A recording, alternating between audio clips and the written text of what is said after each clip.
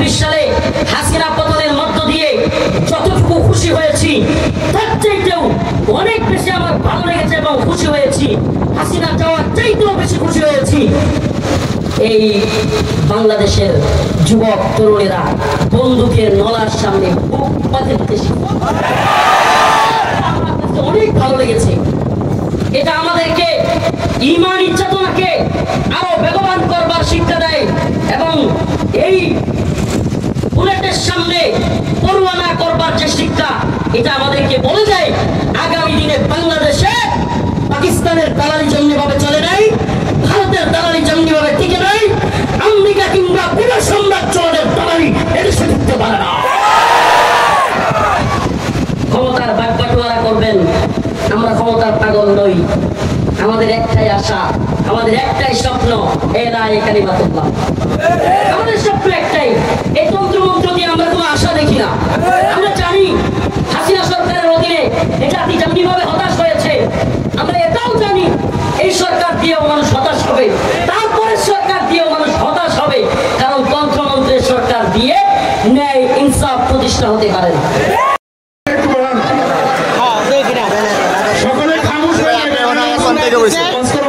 লোক বেশি হয় কথা বলাই মুশকিল, খামোশ কেন হচ্ছে না? আপনারা বললেন চুপচাপ হয়ে যায় ভাই। এখনো বসে না কেন? উড়াই দিছে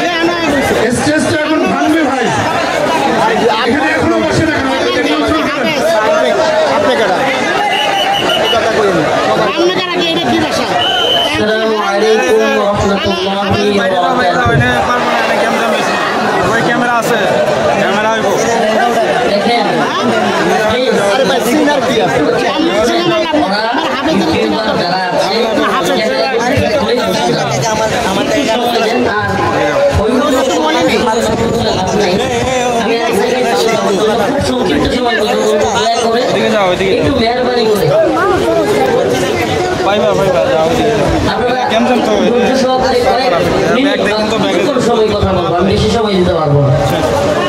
ইন্নাল হামদুলিল্লাহ নাহমাদুহু ওয়া নাস্তাঈনুহু ওয়া নাস্তাগফিরুহু ওয়া নু'মিনু বিহি ওয়া নাতাওয়াক্কালু আলাইহি ওয়া না'উযু বিল্লাহি মিন শুরুরি আনফুসিনা ওয়া মিন সাইয়্যাতি আ'মালিনা মান ইয়াহদিহিল্লাহু ফালা মুদিল্লা লাহু ওয়া মান يضلل فلا هادي له ونشهد أن لا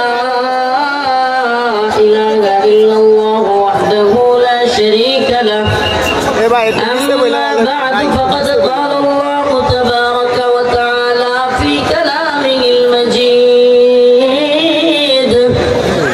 وفرقانه الحميد أعوذ بالله من الشيطان الرجيم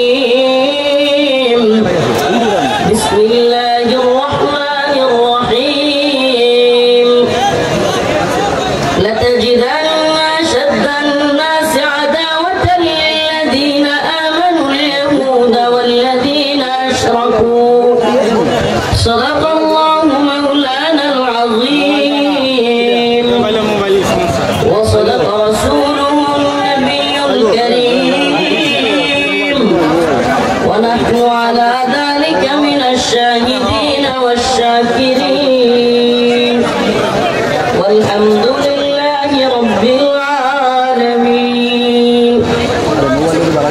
দারুন নাজাত আল ইসলামিয়া মাদ্রাসা বালক বালিকা শাখার উদ্যোগে আয়োজিত ছাত্রদের পাগড়ি প্রদান উপলক্ষে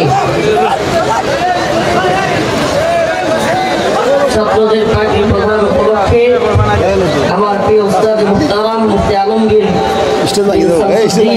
দামাত বারাকাতুহুমের আজকের এই আয়োজনে সম্মানিত উলামায়ে কেরাম, মুরব্বিয়ানে আযম, প্রিয় যুবক ভাইরা, স্নেহের ছোট ভাইরা, শ্রদ্ধেয়া মা ও বোনেরা, প্রিয় উপস্থিতি, দয়া করে আপনারা হইহুল্লোড় করবেন না। অনেক লোক হওয়ার কারণে এবং সংকীর্ণ জায়গা, যদিও জায়গাটা মোটামুটি বড়ই, কিন্তু শিল্প এলাকা হওয়ায়, প্রচুর লোক হওয়ায় জায়গা দেওয়া খুবই মুশকিল।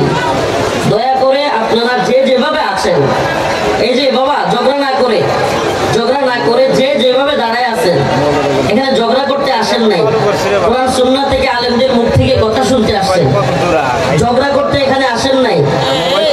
আপনাদের উপস্থিতি, আপনাদের জয় উল্লাস কিংবা আপনাদের এই ধ্বনিতে আপনারা যদি মনে করেন আমরা একবারে খুশিতে গদগদ হয়ে যাই, একটু ভুল হবে বিষয়টা। আপনাদের এই ইমানি চেতনা বা জজবা দেখে যেমন খুশি হই, তেমন আফসোসও লাগে। যেই পাশেই ছিলাম, একেবারে পাশে, এই মাইকের আওয়াজ, আমি যেখানে ছিলাম 32টা মাস মাইকের আওয়াজ ওখানে যাচ্ছে। তো আমরা জানি যে দিন শেষে দিনের জন্য জুলুমের শিকার হলে পাশে কেউ থাকে না, এটা আমরা জানি। অতএব আপনাদের এই আয়োজন, আপনাদের এই জজবা কিংবা আপনাদের এই অমুক হুজুর আসছে, অমুক হুজুরের আগমন, এটা যদি আল্লাহর জন্য হয় তাইলে আলহামদুলিল্লাহ, আর যদি ব্যক্তির জন্য হয় ফায়দা নেই, এটা মনে রাখবেন। দীর্ঘদিন এখানে ছিলাম, এখানে শুধু আমি না, বাংলাদেশের সবচেয়ে বড় আলেমরাও এখানে ছিলেন। আমি নাম বললে নামের লিস্টটি বড়, একেবারে অনেক বড় হবে। আল্লাহ পাক যেন নতুন করে আর স্বৈরাচার বা জালেম এদেশে তৈরি না করে।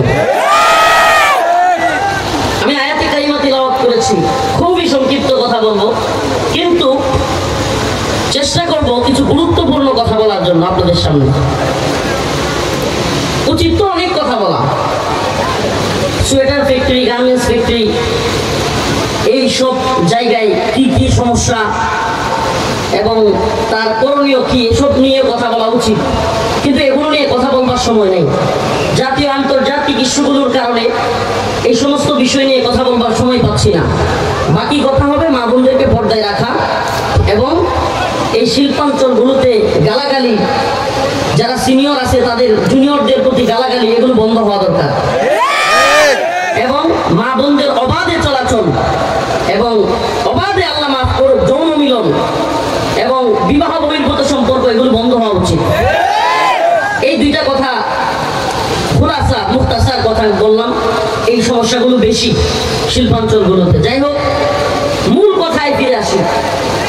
যেই কথাগুলো জাতীয় এবং আন্তর্জাতিক, যেই কথাগুলো আমাদের খুবই মনোযোগ সহকারে শোনা এবং জানা উচিত, এবং এই কথাগুলো শুধুমাত্র আপনাদের উদ্দেশ্যেই নয়, এই মিডিয়ার মাধ্যমে আমার গোটা জাতির কাছে পৌঁছানো খুবই জরুরি। কেন জরুরি?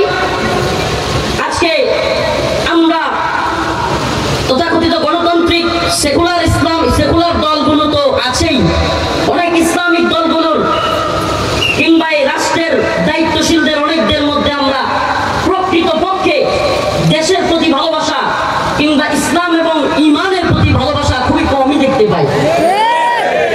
এটা আমি খুব ভালো করে জেনে শুনে এদেশের সকল রাজনৈতিক অরাজনৈতিক বড় ছোট দলগুলোর শীর্ষস্থানীয় নেতৃবৃন্দের সাথে কথা বলে এবং এদের সাথে বসে বুঝে শুনে তারপরে দায়িত্ব নিয়ে আমি কথাগুলো বলছি। বুঝে শুনে বলতেছি, পকেট আর পেটের দাঙ্গা ছাড়া রাজনীতি করা ব্যক্তিদের বড় অভাব এদেশে। জাতীয় আন্তর্জাতিক ষড়যন্ত্রের ব্যাপারে খুবই উদাসীন এরা। এরা এক একজন কিভাবে ক্ষমতায় যাওয়া যায় এটার জন্য উঠে পড়ে লেগে আছে। কিন্তু জাতি কোন জায়গায় সবচাইতে বেশি সজাগ থাকা দরকার, জাতিকে ঐক্যবদ্ধ করা দরকার, সেই জায়গাগুলোতে আজকে ঐক্যবদ্ধ না হয়ে আমরা আজকে ঐক্যহীনতায় ভুগতেছি। আজকে যে যার মতো করে স্বার্থ হাসিলের জন্য এক একজন এক এক দিকে ছুটছি, নিজের স্বার্থ হাসিল হয়ে যাচ্ছে। তো আলহামদুলিল্লাহ মনে করতেছি দেশ স্বাধীন, আমি আমার স্বার্থ হাসিল করতে পারলাম, কিন্তু এই ভূখণ্ডের উপরে সাম্রাজ্যবাদী মার্কিনদের থাবা অব্যাহত আছে, সাম্রাজ্যবাদী নব্য সাম্রাজ্যবাদী হিন্দুত্ববাদী তাগুতি শক্তির বিভিন্ন ধরনের সাম্রাজ্যবাদীরা আজকে আমার বাংলাদেশে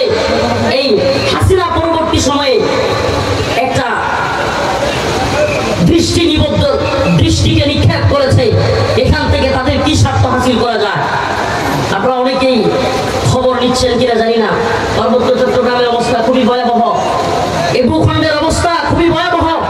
পার্বত্য চট্টগ্রাম আজকে মুসলিম কিংবা বাঙালিদের অবাধে বিচরণের জায়গা খুবই সংকীর্ণ হয়ে আসতেছে।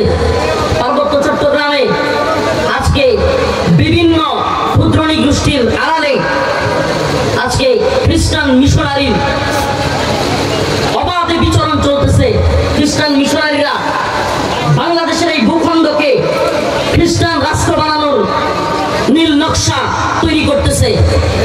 এদিকে একই দিনে পার্বত্য চট্টগ্রামে গোলাগুলি, আবার বাইতুল মুকাররমে স্বৈরাচারের দালাল একজন বুজুর্গ আলেমের সন্তান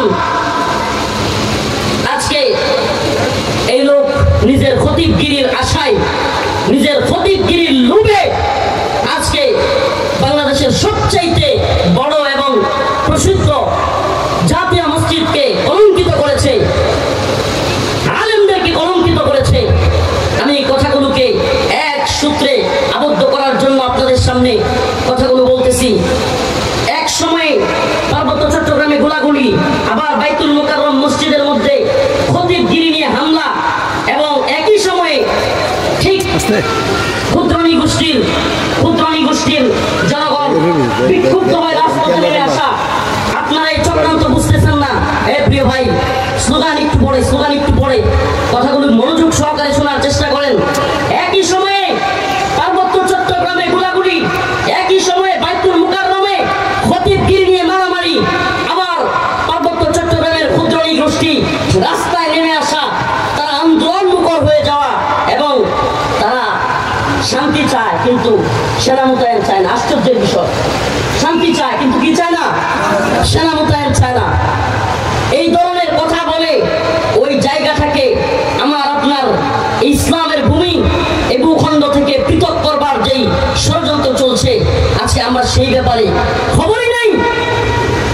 সেই ব্যাপারে আমাদের দৃষ্টি নিবদ্ধ রাখার কথা ছিল, যেটা আল্লাহ রাব্বুল আলামিন নিজে কোরআনে শত শত বছর আগে জানাই দিয়েছেন। লাতাজিদান্না শাদ্দান নাসি আদাওয়াতান লিল্লাযিনা আমানুল ইয়াহুদা ওয়াল্লাযিনা আশরাকু, লাতাজিদান্না শাদ্দান নাসি আদাওয়াতান লিল্লাযিনা আমানুল ইয়াহুদা ওয়াল্লাযিনা আশরাকু। আল্লাহ পাক সুস্পষ্ট বলেছেন, তোমরা মানুষদের মধ্যে সবচাইতে বেশি মুসলিমদের, মুমিনদের শত্রু হিসেবে আদাওয়াত, শত্রুতা পাবে। আশাদ্দান নাস আদাওয়াতান লিল্লাযিনা আমানুল ইয়াহুদ ওয়াল্লাযিনা আশরাকু। এদের এক দলের নাম হলো ইহুদি, আরেক দলের নাম হলো মুশরিক। একটু ধৈর্য সহকারে একটু মিলায় দেখেন। এবার ফিলিস্তিনে মুসলমানদের উপর ভয়াবহ নির্যাতন করতেছে এই লোকগুলো কারা? ইহুদি। গোটা পৃথিবীতে সবচেয়ে বেশি মুসলিমরা নির্যাতিত দুইটা অংশে, একটা ফিলিস্তিন আর একটা কাশ্মীর। তো বলেন, কাশ্মীরে নির্যাতন করতেছে কারা? মুশরিক। আর ফিলিস্তিনে নির্যাতন করতেছে কারা? ইহুদি।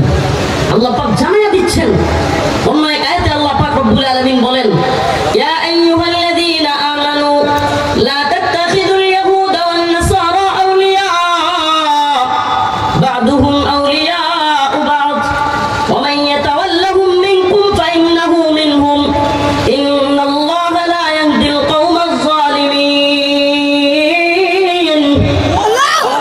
আল্লাহ পাক সুস্পষ্ট বলতেছেন, হে মুমিনরা, লা তাত্তাখিযুল ইয়াহুদা ওয়ান নাসারা আউলিয়া, তোমরা ইহুদি খ্রিস্টানদেরকে বন্ধু বানায়ো না।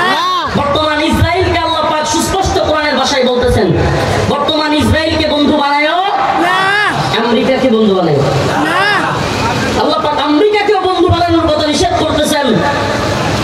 সুস্পষ্ট বলেন, ইহুদি এবং খ্রিস্টানদেরকে বন্ধু বানায়ো না। আর যদি তোমরা মনে করো তোমরা ইসলামিক রাজনীতি করো, আমেরিকা তোমাদের প্রতি খুশি, তোমরা খুব খুশি হয়ে গেছো, আমেরিকা আমাদেরকে দেখতে পারে, তাইলে মনে রাখবা আল্লাহ পাকের ওই আয়াতের ঘোষণা শুনো, ওয়ালান তারদা আনকাল ইয়াহুদু ওয়ালান নাসারা হাত্তা তাত্তাবি'a মিল্লাতাহুম। ওয়ালান তারদা আনকাল ইয়াহুদ ওয়ালান নাসারা, ইহুদি খ্রিস্টানরা কখনোই তোমাদের প্রতি রাজি খুশি হবে না। লান তারদা হাত্তা তাত্তাবি'a মিল্লাতাহুম, যতক্ষণ না তোমরা তাদের দলের মতো হয়ে যাবে। যখন মনে করবে যে হ্যাঁ, এরা আমাদের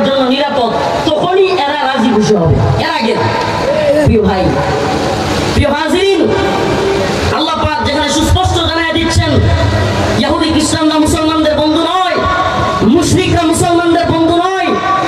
আমাদেরকে কেউ কেউ কূটনীতি শিখাতে আসে, কেউ কেউ পররাষ্ট্রনীতি শিখাতে আসে। আমরা বলি পররাষ্ট্রনীতি আমরা বুঝি, কূটনীতি আমরা বুঝি, কিন্তু কূটনীতির নামে, পররাষ্ট্রনীতির নামে বাংলাদেশে আবার যদি কেউ হিন্দুত্ববাদী, ব্রাহ্মণ্যবাদী, তাগুতি ইন্ডিয়ার বন্ধুত্বের আশা করে ক্ষমতায় আসবার চেষ্টা করে, তবে আমরা তার দাঁত ভাঙা জবাব দিব ইনশাআল্লাহ। হিন্দুত্ববাদী ভারতকে বন্ধু বানায় কেউ ক্ষমতায় আসবার চেষ্টা করবে, আমরা তার অবশ্যই দাঁত ভাঙা জবাব দেব। এই হিন্দুত্ববাদীরা মুসলিমদের বন্ধু হতে পারে না। এই হিন্দুত্ববাদীদের প্রতিরক্ষা মন্ত্রী আজকে হুমকি দেয় যে বাংলাদেশের ব্যাপারে আমাদেরকে, আমার সেনাবাহিনীকে বলেছি বাংলাদেশের ব্যাপারে সতর্ক অবস্থান রাখার জন্য, যুদ্ধের জন্য প্রস্তুত থাকার জন্য। আপনি কল্পনা করতে পারেন তারা আমাদেরকে হুমকি দেয়, ধমকি দেয়। আপনি দেখবেন যখনই ভারতের কেউ, ভারতের সরকারের দায়িত্বশীল কেউ হুমকি ধমকি দেয়, আপনারা দেখবেন আমাদের দেশের রাজনৈতিক দলের নেতাদের কণ্ঠ একটু পরিবর্তন হয়ে যায়। এটাতে কি প্রমাণ করে? এটাতে এটাই প্রমাণ করে এই রাজনৈতিক দলগুলোর নেতারা ভারতকে মোকাবেলা করার মতো ইমানি হিম্মত পায় না। মনে রাখবেন এটা মুসলিমদের ভূখণ্ড। আল্লাহ পাক যেখানে বলেছেন কাম মিন ফিয়াতিন কালিলা গালাবাত ফিয়াতান কাসীরাতান বিইذنিল্লাহ, আল্লাহ পাক বলেছেন যদি ঈমানি শক্তিতে বলীয়ান হয়, আল্লাহর আস্থা এবং বিশ্বাসে বলীয়ান হয়, ছোট্ট দল কেউ আমি আল্লাহ গালাবাত ফিয়াতান কাসীরাতান বিইذنিল্লাহ, বড় বড় দলের বিরুদ্ধে আমি আল্লাহ বিজয় দান করেছি। আমাদের ভয় পাওয়ার কারণ আছে? কথা বলেন, ভয় পাওয়ার কারণ আছে? আমাদের পররাষ্ট্রনীতি, কূটনীতি সব আমরা বুঝি, কিন্তু ইসলাম প্রশ্নে, ঈমান প্রশ্নে, রাসূলুল্লাহ সাল্লাল্লাহু আলাইহি ওয়াসাল্লামের আদর্শের প্রশ্নে আমরা আপোষ করতে রাজি নই। আমরা বলছি বাণিজ্যিক সম্পর্ক প্রতিবেশী আছে, উল্টায় ফেলা সম্ভব না। প্রতিবেশী আছে, কি করা সম্ভব না? প্রতিবেশীকে চেঞ্জ করা এত সহজ না। প্রতিবেশী আছে, প্রতিবেশীর সাথে বাণিজ্যিক সম্পর্ক থাকবে, কোনো সমস্যা নাই। আঞ্চলিক ভাবে সম্পর্ক থাকবে, সমস্যা নাই। কিন্তু মনে রাখবেন প্রতিবেশী যেন প্রভু হয়ে না দাঁড়ায়। আমরা আগেও বলেছি ৭১ মুক্তিযুদ্ধ হয়েছিল। কেন হয়েছিল? পাকিস্তানিরা, পাকিস্তানি বাহিনী বাংলাদেশের মুসলিমদের উপর কিংবা বাংলাদেশের জনগণের উপর নির্যাতন করেছিল, তাই তো? তো পাকিস্তানিদেরকে এদেশের মানুষ পাকিস্তানের প্রভুত্ব মানে নাই, পাকিস্তানের দেশের মানুষের উপর জুলুম করেছিল মানে নাই। ১৫-১৬ বছর কিংবা বলতে পারেন বিগত বাংলাদেশ স্বাধীন হওয়ার পর থেকে ৫০-৫২ বছর ভারত আমাদের উপরে প্রভু হিসেবে বসেছিল। নাউযুবিল্লাহ। যদি ইমানদারদের প্রভু নয়, এগুলো হলো তথাকথিত ভারতের চাপায়া দেওয়া কিছু পুতুল সরকারের প্রভু। আমাদের প্রভু আল্লাহ। আমাদের প্রভু কে? আমাদের প্রভু আল্লাহ। কিন্তু এদের প্রভু হিসেবে বসেছিল। সুবহানাল্লাহি ওয়া বিহামদিহি।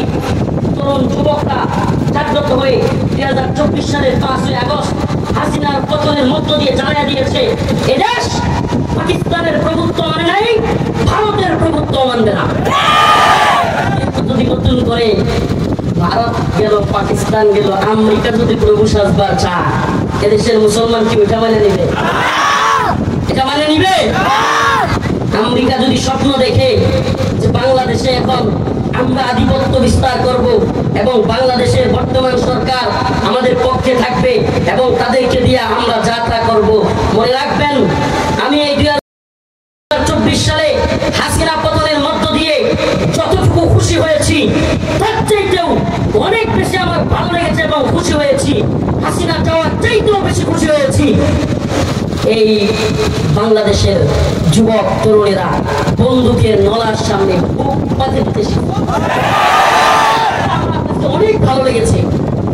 এটা আমাদেরকে ঈমানি চেতনাকে আরো বেগবান করবার শিক্ষা দেয় এবং এই বুলেটের সামনে পরোয়া না করবার যে শিক্ষা, এটা আমাদেরকে বলে যায় আগামী দিনে বাংলাদেশে পাকিস্তানের দালালি যেমনিভাবে চলে নাই, ভারতের দালালি যেমনিভাবে টিকে নাই, আমেরিকা কিংবা কোন সাম্রাজ্যের দালালি এদেশে ঢুকতে পারে না।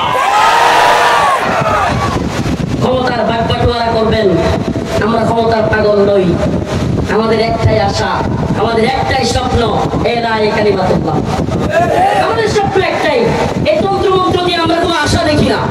আমরা জানি হাসিনা সরকারের অধীনে এই জাতি যেমনিভাবে হতাশ হয়েছে, আমরা এটাও জানি এই সরকার দিয়েও মানুষ হতাশ হবে, তারপরে সরকার দিয়েও মানুষ হতাশ হবে, কারণ তন্ত্রমন্ত্রের সরকার দিয়ে ন্যায় ইনসাফ প্রতিষ্ঠা হতে পারে না। এটা লিখে রাখেন, লিখে রাখেন। কোরআন সুন্নাহ অনুযায়ী রাষ্ট্র ব্যবস্থা ব্যতীত, ইসলামী খিলাফত ব্যতীত, ইসলামী শরিয়া ব্যতীত মুসলমানদের শান্তি প্রতিষ্ঠা হতে পারে না। এটা লিখে রাখেন। তো আমরা জানি, কিন্তু আমরা হতাশ সবার নই, আমরা হতাশ সবার নই। আমরা তো বলতে চাই, এদেশে যদি কেউ মাওসেতুংয়ের মতবাদের স্বপ্ন দেখে, লেনিনের মতবাদের স্বপ্ন দেখে, এদেশে যদি কেউ আব্রাহাম লিঙ্কনের মতবাদের প্রতিষ্ঠার স্বপ্ন দেখে, তবে আমরাও খিলাফার স্বপ্ন দেখি, আমরা শরিয়ার স্বপ্ন দেখি। তুমি তোমারটা যদি বলতে পারো, আমি আমারটা কেন বলতে পারবো? তোমারটা বলার স্বাধীনতা থাকলে আমারটা বললে তুমি জঙ্গিবাদ বলবা, আমিও তোমাকে বলবো তুমি আমেরিকা ইন্ডিয়া তারা। তুমি যদি আমাকে মৌলবাদী বলো, তুমি যদি আমাকে জঙ্গিবাদী বলো, তবে মনে রাখো তোমার মৌলবাদী জঙ্গিবাদী বলায় আমার কোনো কিছু যায় আসে না। শত্রু মিত্র চেনো, শত্রু মিত্র চেনবার চেষ্টা করো। মুসলমান, ভালোবাসা আল্লাহর জন্য হতে হবে। তার জন্য ঘৃণা হবে, কার জন্য? আল্লাহর জন্য হতে হবে। মনে রাখবেন, মনে রাখবেন, যদি আল্লাহর জন্য ভালোবাসা না হয়, দ্বীনের জন্য ভালোবাসা না হয়, ঈমানের জন্য ভালোবাসা না হয়, তবে সেই ভালোবাসা মূল্যহীন। সেই ভালোবাসা কি? আপনারা দেখেছিলেন, আপনাদের মনে থাকবার কথা, ভারতের এক কুখ্যাত নারী নূপুর শর্মা আমার নবীকে নিয়ে কটূক্তি করেছিল। বাংলাদেশের কোন একটা থানায় আওয়ামী লীগ, ছাত্রলীগ, যুবলীগ বলতে পারবেন, দেখাতে পারবেন একটা থানার ইউনিট নূপুর শর্মা ইস্যুতে আন্দোলন করছে? করেছিল? করেছিল? তাই নাই। কিন্তু ফিলিস্তিনে যখন ইসরায়েলের হামলা করলো, ছাত্রলীগের ব্যানার নিয়ে ফিলিস্তিনের পক্ষে নেমে গেল। রাজনীতি বুঝেন? কারণ কি? কারণ হাসিনা সরকারকে আমেরিকা ফেলতে চাচ্ছে। কারা? এখন ইসরায়েলের পক্ষ নিয়েছে আমেরিকা, ইসরায়েলের পক্ষ নিচ্ছে কারা? আমেরিকা। এখন ফিলিস্তিনের পক্ষ যদি আমরা নেই, আমরা কার বিপক্ষে গেলাম? আমেরিকার বিরুদ্ধে। কথা বুঝছেন?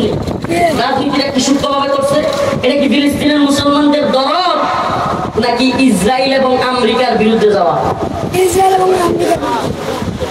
যদি প্রকৃত দরদ থাকতো, ঈমানের প্রতি, রসুলের প্রতি ভালোবাসা থাকতো, তাহলে রসুলকে যে কটূক্তি করেছে তার বিরুদ্ধে অবস্থান নিত কি নিত? ভারতের হওয়ার কারণে তাদের নেতারা বলে দিয়েছে সাবধান, ভারত ইস্যুতে আন্দোলনে নামা যাবে না। তাদের একটা তো আব্দুল শৈতান, এটার নাম আব্দুল মুমিন, আমি বলি আব্দুল শৈতান। মনে আছে পররাষ্ট্রমন্ত্রী আব্দুল শৈতানের নাম মনে আছে? এই আব্দুল শৈতান ভয়ঙ্কর একটা কথা বলেছিল। মিডিয়া যেটাকে ভয়ঙ্কর ভাবে দেখাইছে, যে আমি ভারতবর্ষের সরকারকে বলেছি ভারতবর্ষের সরকার যেন হাসিনা সরকারকে ক্ষমতায় রাখে। মিডিয়া কিন্তু এটাই দেখাইছে। কি করছে? কিন্তু আরো ভয়ঙ্কর একটা কথা বলেছিল, সেটা হলো ভারতে একজন ভদ্রমহিলা, নাউজুবিল্লাহ, ভদ্রমহিলা একটা কথা বলে ফেলেছিল, আমরা বাংলাদেশে সেই ব্যাপারে আন্দোলন হতে দেই নাই। বলছিল কি? বলে নাই। আমাকে বলেন, আল্লাহর নবীকে নিয়ে কটূক্তি করেছে, আর সে বলতেছে আমরা আন্দোলন হতে, আমরা মিডিয়ায় প্রচার হতে। কত বড় বন্ধ দেখছে এদের মনে। তাইলে রসুলের প্রতি ভালোবাসা আছে? ইসলামী শরিয়ায় এটা কথা খুব ভালোভাবে জেনে রাখেন, সমস্ত ইমাম একমত, সমস্ত ইমাম একমত, যদি কেউ রাসূলুল্লাহ সাল্লাল্লাহু আলাইহি ওয়াসাল্লামকে নিয়ে কটূক্তি করে, ইসলামী শরিয়ায় তার একমাত্র শাস্তি হচ্ছে ওয়াজিবুল কতল। মান সাব্বা নাবিয়ান ফাকতুলু, তার শাস্তি হলো কল্লা থেকে, ধর থেকে কল্লাকে আলাদা করে ফেলা। এটা ইসলামী শরিয়ার শাস্তি। এই ব্যাপারে সমস্ত ইমাম একমত, হালকা মতান একটু আছে এই ব্যাপারে। যদি তওবা করে, কোন কোন ইমাম বলে তওবা করলেও তার তওবা কবুল করা হবে না। আল্লাহ পাক আখিরাতে তাকে তওবা কবুল করে ক্ষমা করে দিতে পারেন, এটা আল্লাহর ইচ্ছা।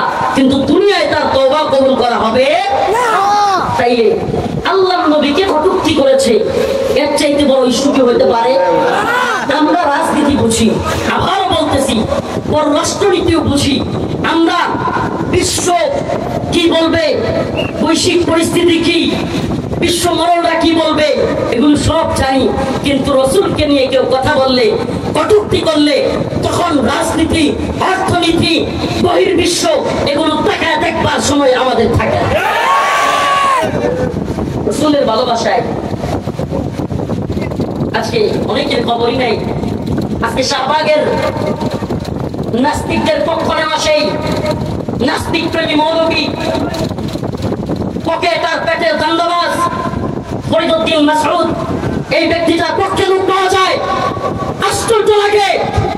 অথচ ইমানের দাবিতে রাসূলুল্লাহ সাল্লাল্লাহু আলাইহি ওয়াসাল্লামের ভালোবাসায় ব্লগার রাজীব, অভিজিৎ রায়, ফয়সাল আরিফিন দীপন, ওয়াসিকুর রহমান বাবু সহ 13 সালে একের পর এক নবীকে নিয়ে কটূক্তিকারী এই নাস্তিক শায়তানগুলো যখন রাসূলকে নিয়ে কটূক্তি করতেছিল, গালি দিতেছিল, আম্মাজানদের চরিত্র হানি করতেছিল, আমার কিছু ভাইরা তাদের বিরুদ্ধে দাঁড়ায় গেল, তাদের বিরুদ্ধে প্রতিবাদ করলো, ফেসবুক অনলাইনে লেখালেখি করলো।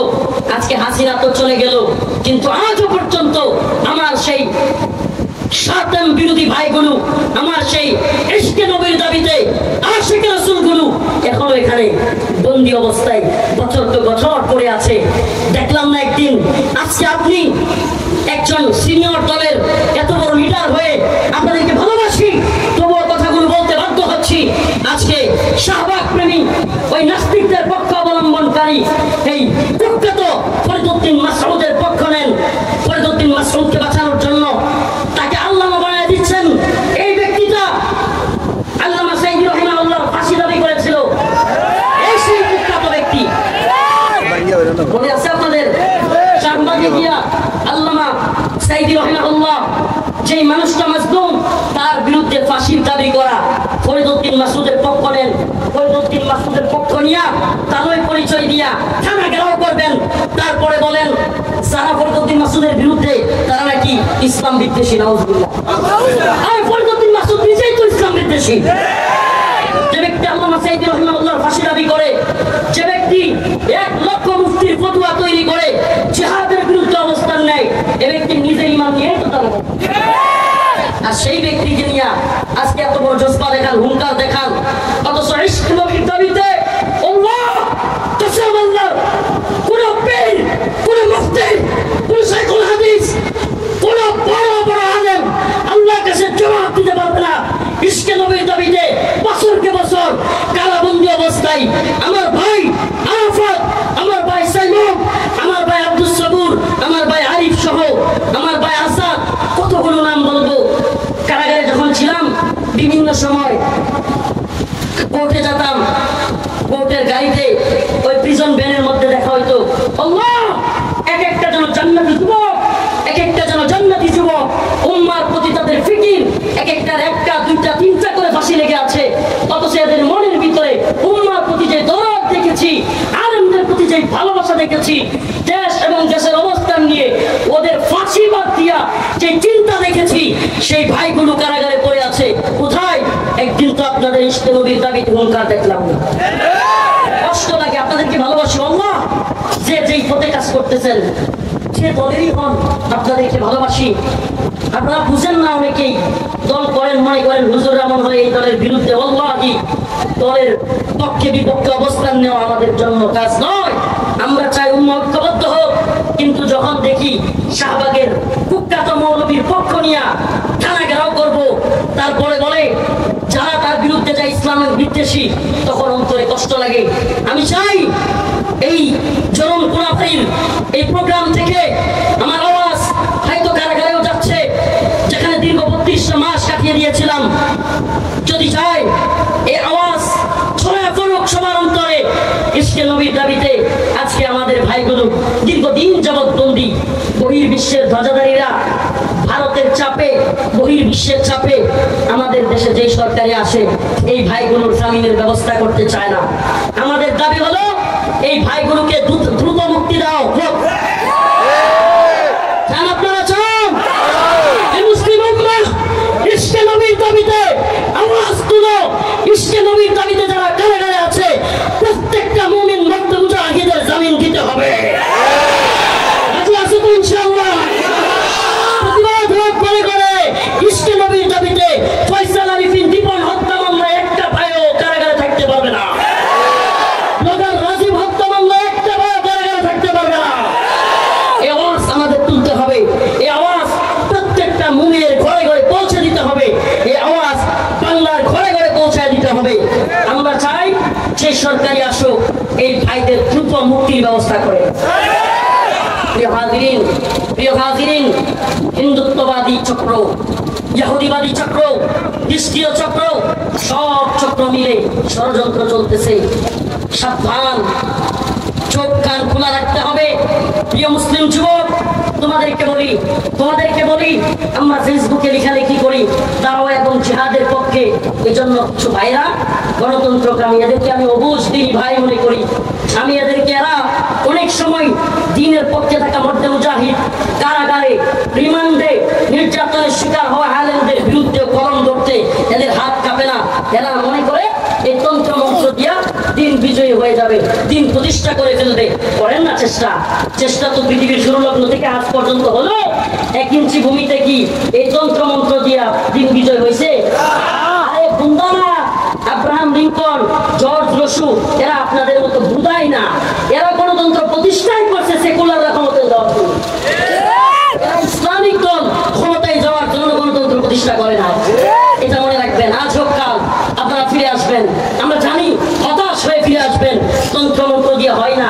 আরে মিশরে মুর্শি ক্ষমতায় আসছিল, 10 দিন কয়েকদিনও টিকতে পারে নাই, মুর্শির কুর্সি চলে গেছে। কেন? দিন প্রতিষ্ঠা করার চেষ্টা করলেই এই পবিত্র বিশ্ব নামধারী বন্ধ আপনাকে বাধা দিবে। আপনি তন্ত্র মন্ত্র দিয়ে দিন বিজয়ী করতে পারবেন না, এ সম্ভব না। দাওয়া এবং জিহাদের মাধ্যমে আফগান বিজয় হয়েছে করে নাই।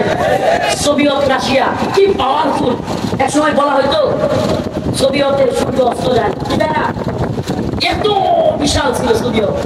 বলেন আফগানে মোল্লাদের উপর আক্রমণ চালানোর পর নাকে খত দিয়ে রাশিয়া পালাইছিল। নাকে খত দিয়া পালাইতে হয়েছে। সুবহানাল্লাহ। শুধু তাই না, নেটো যখন আসলো, আরে Britain, America, France, Germany, Netherland, Italy সব রাষ্ট্রকে নিয়ে 48টা রাষ্ট্র নিয়ে নেটো গঠন কইরা আফগানে আসলো। সুবহানাল্লাহ। মোল্লাদেরকে হারাইতে তো পারেই নাই, উল্টা নাকে খত দিয়া 2021 সালের আগস্টে 15 আগস্ট বিদায় নিছে। মনে আছে? ও কি চাই ভাই, ও কি চাই? আল্লাহ রসুলের পথ, কোরআন সুন্নাহর পথ, দাওয়া এবং জিহাদের পথ। কে জঙ্গি বললো, মৌলবাদী বললো? আরে ভাই, নেতানিয়াহু ভূতের ভাষা বুঝে না। এই মোদি ভূতের ভাষা, সিলের ভাষা বুঝে না। এরা বুঝে তরবারির ভাষা। এই নেতানিয়াহু, এই হিন্দুত্ববাদী তাগুতি মোদি সরকার, এই সমস্ত জালেমদেরকে থামাতে হলে অবশ্যই আমাদেরকে অস্ত্রের ভাষায় বুঝতে হবে। আমি তো বলি দায়িত্বশীলদেরকে, যুবকদেরকে বলি, প্রস্তুতি নাও, প্রস্তুতি নাও। আমরা ফেসবুকে কেন বলি? ফেসবুক একটা বিরাট বড় প্ল্যাটফর্ম। যারা আমাদেরকে ফেসবুকের মুজাহিদ বলো, তাদেরকে বলি ভাই তুমি বুকার সঙ্গে বাস করো। জালেমরা হঠাৎ করে আন্দোলন চাঙ্গা হইলে ফেসবুক বন্ধ করে দিত না। কেন ফেসবুক বন্ধ করে দেয়? কেন ফেসবুক বন্ধ করে দেয়? কারণ ফেসবুক একটা বিরাট বড় প্ল্যাটফর্ম। এখানে আন্দোলন চাঙ্গা হলেই অফলাইনেও রাজপথে আন্দোলন কি হয়ে যায়? চাঙ্গা হয়ে যায়। তুমি আমাকে ফেসবুকে মুজাহিদ বলো, মনে রাখবা ফেসবুক একটা বিরাট বড় দাওয়াতি প্ল্যাটফর্ম। ফেসবুকে তুমি গণতন্ত্রের কথা বলো, আমি জিহাদের কথা বললে তোমার গায়ে জ্বলে গেল। তুমি কি জিহাদ পছন্দ করো? তাহলে তুমি কোরআনকেও পছন্দ করো। কোরআনের সাথে সাথে আয়াত জিহাদের। আমরা ফেসবুকেও দাওয়াত এবং জিহাদের দাওয়াত দিয়ে যাব। কেন? কারণ হিন্দুত্ববাদী ভারত অস্ত্র নিয়ে বসে আছে। আমরা ভোটের সিট দিয়ে ওদেরকে হারাতে পারবো না। যদি প্রয়োজন হয় বাংলার যুবকদেরকে নিয়ে অস্ত্র নিয়ে ভারতের বিরুদ্ধে নেমে যেতে হবে ইনশাআল্লাহ। আজ আসো তো ইনশাআল্লাহ। এই মধ্যে মুজাহিদ মুসলিম যুবকদের পেটে পুরি থাকবে না। হে মুসলমান, অস্ত্রের ট্রেনিং দিতে না পারো, শারীরিক ট্রেনিং দেওয়া শুরু করো। ওপেন বলে যাচ্ছি, ওপেন। এজন্য কি হবে পরোয়া করি না। এই হিন্দুত্ববাদী তাগুতি ব্রাহ্মণ্যবাদীদের বিরুদ্ধে মুসলিম একটা গাজওয়া হবে, জিহাদ হবে। এটা আমার মুখের কথা নয়, রাসূলের বাণী। ইসাবাতান মিন উম্মতি আহরাজাহুম আল্লাহু মিনান নার, ইসাবাতুন তাহসুল হিন্দা ওয়া ইসাবাতু মা ঈসা ইবনে মারইয়াম। রাসূল বলে গিয়েছেন, হিন্দুত্ববাদী, ব্রাহ্মণ্যবাদী, তাগুতি শক্তির বিরুদ্ধে মুসলিমদের একটা যুদ্ধ হবে, গজওয়াতুল হিন্দ আসন্ন। হও মুসলিম যুবক, তুই হও। রাসূল বলে গিয়েছেন, সেই যুদ্ধে হিন্দুত্ববাদীরা পরাজিত হবে। শুধু পরাজিতই হবে না, মুসলিম যুবকরা হিন্দুত্ববাদী নেতাদের কল্লা ধরে ধরে টেনে হিচড়ে বাইতুল মাকদিসের দিকে নিয়ে যাবে ইনশাআল্লাহ। তৈরি আছো তো ইনশাআল্লাহ? আমরা সেই দাওয়াত এবং জিহাদের পক্ষে কাজ করি। আমি তো বলি যুবকদের এখন থেকে ট্রেনিং দেওয়া দরকার। ওরা আমাদেরকে ভয় দেখাবে, আমরাও তৈরি থাকবো, ইমানি বলে বলিয়ান হব। আবারও বলি সেই জাতি বুলেটের সামনে দাঁড়াতে শিখে গেছে, সেই জাতিকে ভয় দেখায় আর লাভ নেই। আল্লাহ পাক আমাদের সবাইকে কোরআন সুন্নাহ অনুযায়ী দাওয়াত এবং জিহাদের পথে পরিচালিত করুন। সবাই বলেন আমিন। এরপরে আরো আলোচক রয়েছেন বাংলাদেশের একজন বিখ্যাত কারি, আমার খুব ভালো লাগে যার তিলাওয়াত, প্রিয় আসাদ ভাই আসছেন।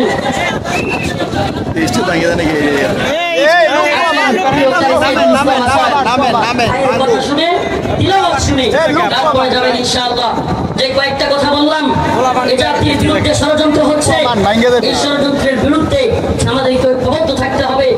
আমরা আমাদের 1 ইঞ্চি ভূখণ্ড ছেড়ে দিব না। মুসলিমদের ভূখণ্ড রক্ষা করা এটা মুসলিমদের জন্য ফরজে আইন। এই ফরজে আইনে আমরা সবাই শরীক হব। আল্লাহ পাক আমাদের সবাইকে দ্বীনের পথে এবং জিহাদের পথে পরিচালিত করুন। বিসমিল্লাহ ওয়া ফাতহুন করিব। আসসালামু আলাইকুম ওয়া রাহমাতুল্লাহি ওয়া বারাকাতুহু।